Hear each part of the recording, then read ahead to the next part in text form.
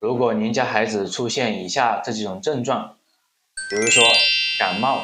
咳嗽、发烧、口臭、大便便秘、睡觉翻来覆去、晚上睡觉容易出汗、有积食内热，小孩子又不喜欢打针，又不喜欢吃药，我建议采用小儿穴位贴敷治疗。我们采用小儿穴位贴敷治疗是一人一方制，通过小孩子的症状和舌苔，对小孩子进行辨证论治。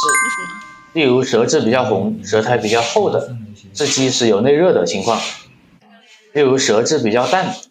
然后大便不好的，就是寒积便秘的情况。通过小孩子的症状，然后找到小孩子的一个病机所在，